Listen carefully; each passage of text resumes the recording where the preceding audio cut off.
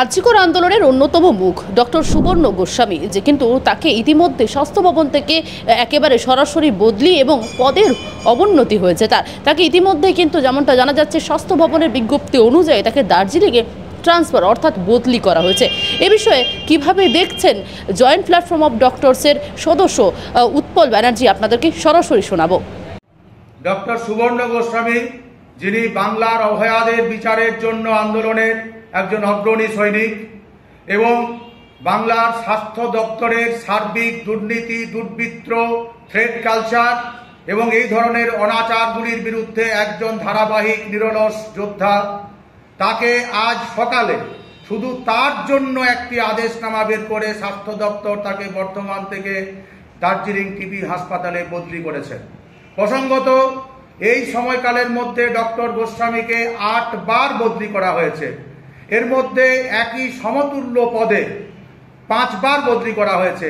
এর মধ্যে 7 বছর তিনি উত্তরবঙ্গে চাকরি করেছেন।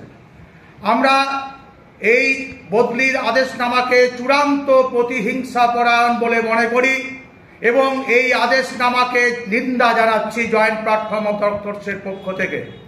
আমরা দাবি জানাচ্ছি এই আদেশনামা অবিলম্বে বাতিল করা হোক।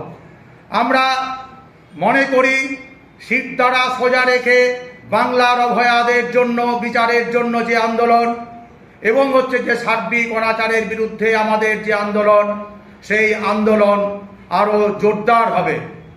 আমরা চিকিৎসক সহ অভয়াদের আন্দোলনের সমস্ত সহযোদ্ধার কাছে আবেদন জানাচ্ছি, আজ বিকেল 4টায় এই প্রতিহিংসাপরায়ণ, অনৈতিক, অমানবিক আদেশনামা রদ করার দাবিতে স্বাস্থ্য ভবন অভিযানে সবাই সামিল হন। জয়েন্ট প্ল্যাটফর্ম অফ ডক্টরসের পক্ষ থেকে এই আবেদন জানাচ্ছি। বাংলা হান্টের আরও খবর দেখতে নজর রাখুন। বাংলা খবর মানেই বাংলা হান্ট।